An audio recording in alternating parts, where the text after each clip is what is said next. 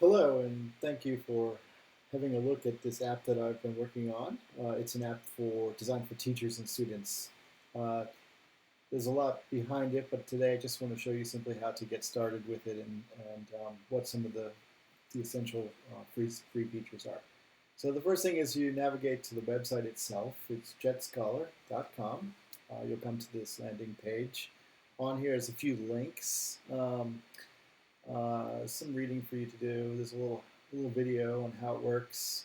Down below, there's some interesting things here in the footers. Okay, if someone were to land here, they might just enter their email here, and then they'll get something saying check it all out. You get an email follow up.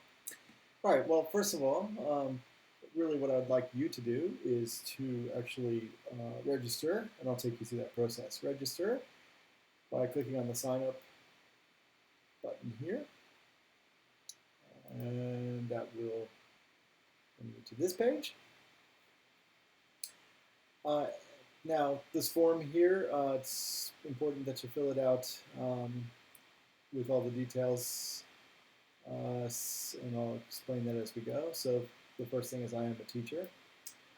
I have thank you Google. They will autofill my names.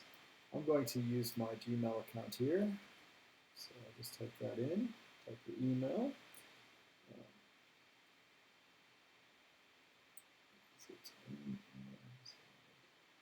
This one right here, and the password.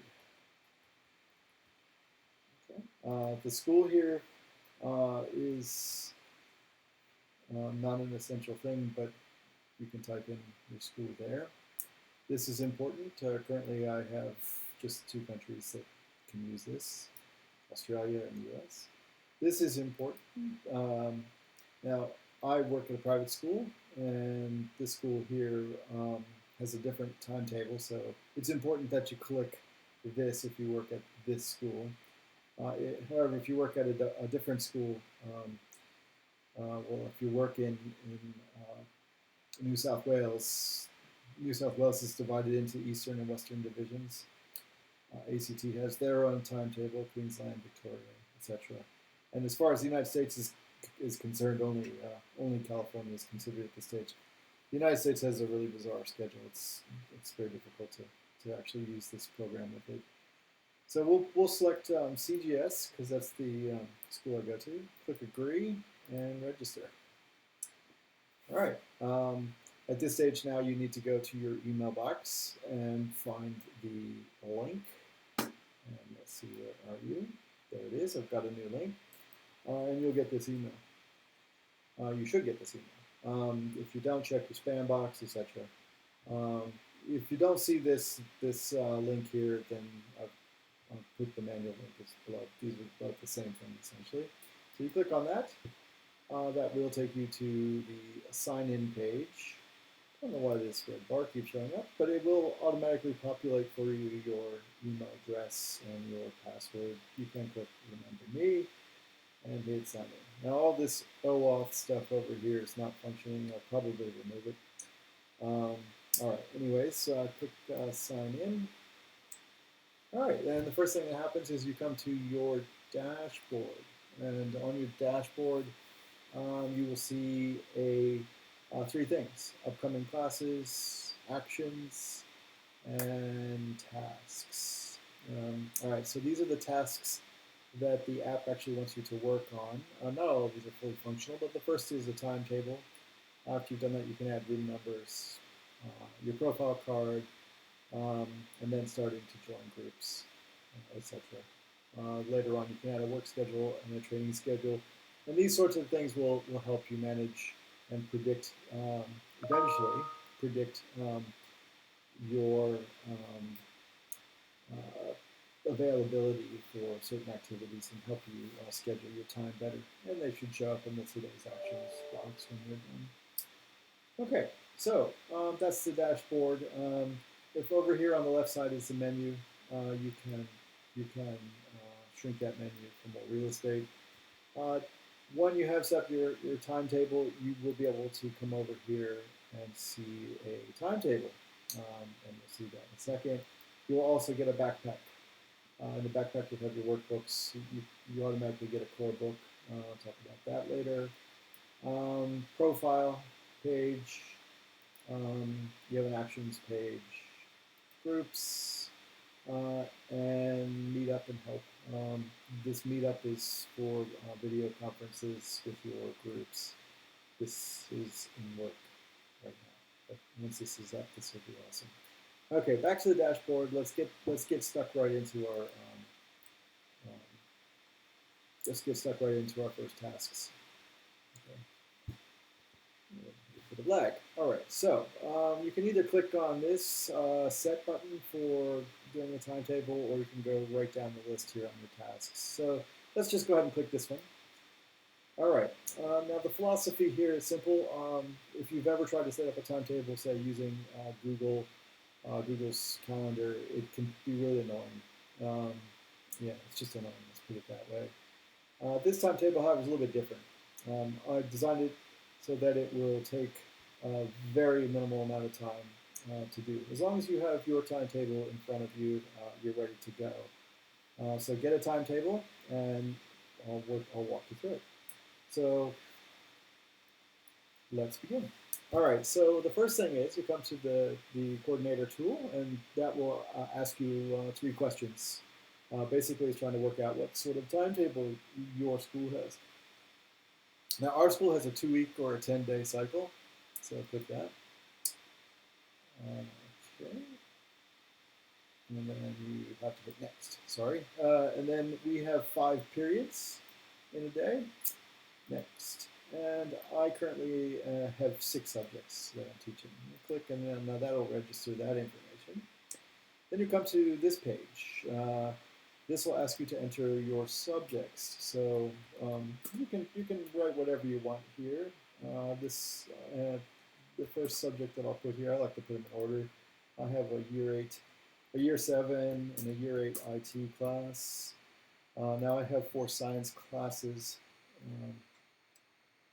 Hold on a second. I have 4 science classes. I'll just put their section numbers down. It'll be easier, so I don't get them confused, because I have 2 year 7s and I have 2 year 9s. Look, even though I have 6 subjects, there's only 5 that I put on this page. The next one will show up on the next page. If you have 7 or 8 or 9 subjects, show up on this page as well. All right, and that last subject was 0907. Let me see, I've been through here before. All right, hit that and submit. Okay, so now here comes the part where you really need to be facing your timetable.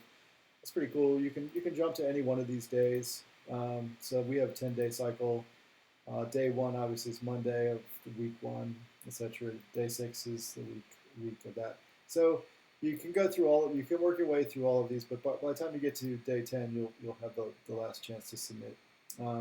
So if you get confused or whatever, you can go back and change these before you hit that green button. Okay, so period 1. And so what's nice is it's just drop down.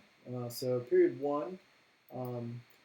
Now just bear with me, and maybe you can set a clock, a stopwatch if you like, but you can just see how quickly this will go. All right. Just work my way through this. Yes, this Monday is a very busy day. Okay. And then you can click the next to take you to the next day. 802, 907, 807. And then on this day I have a free period now, if you notice, but down here there is it automatically pops in there, a free period. In the drop down list again, so I have a free period that day. I think this is one of my nice days where I don't have terribly difficult schedule. Yeah. Okay. You can see I'm up to Thursday now. 2 free periods, 807, another free period. Oh, maybe this was my best day. 907. Well, when you have free periods, you also have the likelihood of getting extras, so I think it's not necessarily a free period. Of For students, that would be a study period, so they would may, if they like, add that as one of their classes. Um, right, and it was Monday, Fridays, and then 9 and 3. All right, how are we doing so far? We're up to the second week. Look how quick this is going. Going really quick. Okay, 8:07. 3.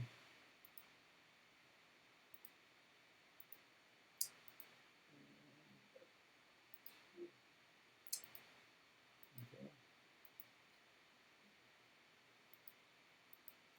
Just hammering away.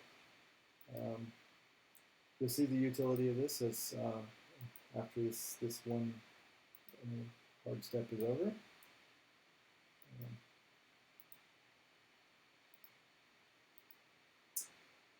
Wednesday, 7, IT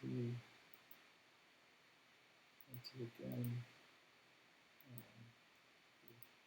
Almost done. Okay, Thursday, IT, 7. So again, as long as you have your timetable in front of you, it shouldn't be too difficult a task. 9:03, 8:07, 7:02.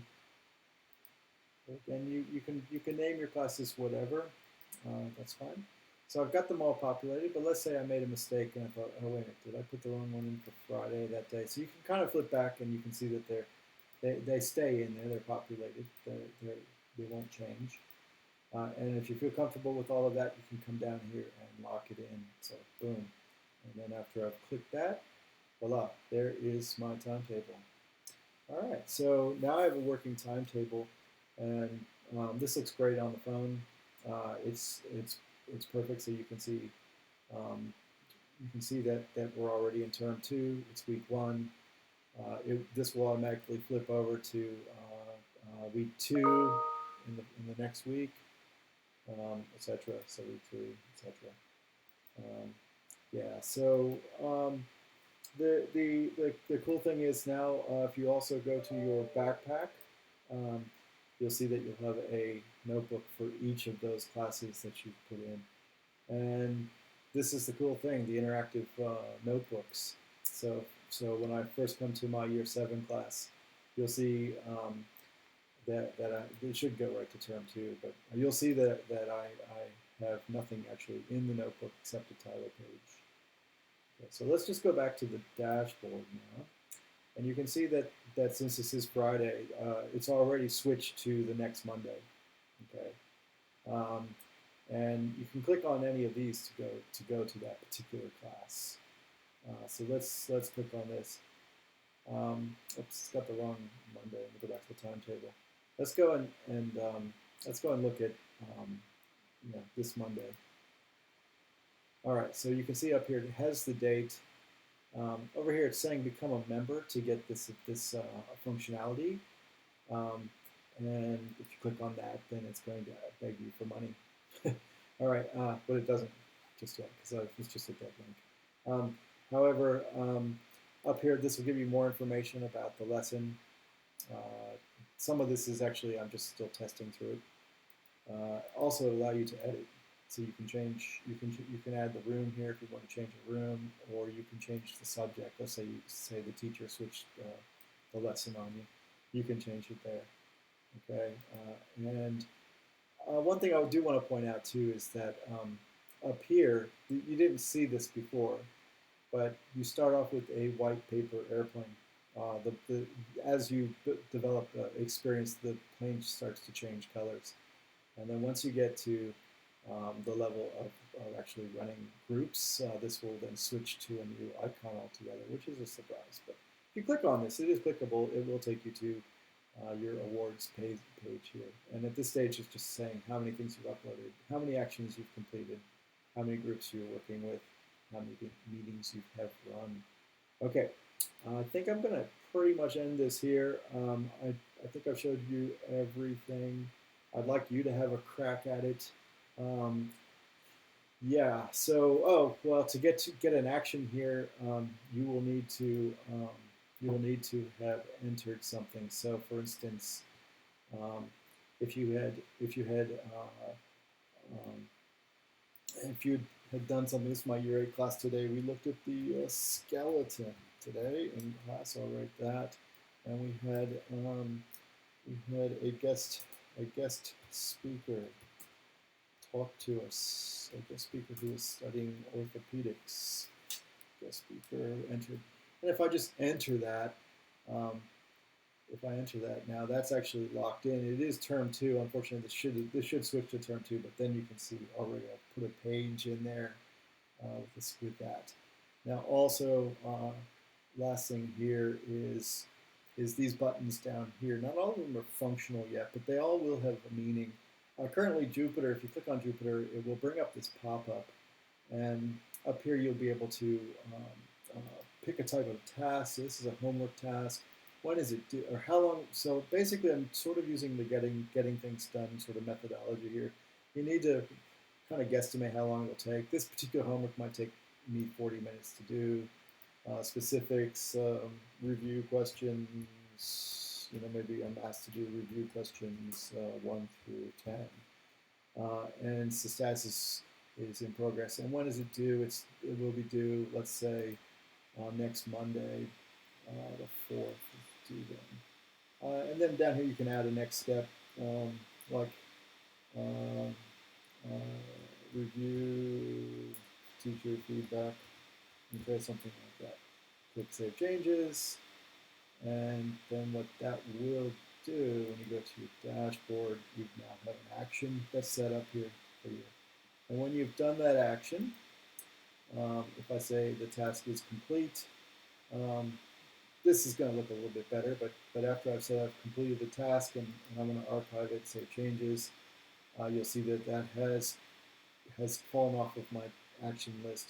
And if I go back here, you can see I've done one upload and one action already. So I'm starting to build my prizes. All right. Well, I hope that that was interesting for you, and maybe it's something that you'll have a crack at using. There's more in here. Stuff that is working, stuff that's not. Please be patient with it. It is in development, and the fact that you're actually helping me beta test it is awesome because I'd like to know what bugs and things you come across, and if you actually find it something that you would use. Thank you very much. All right.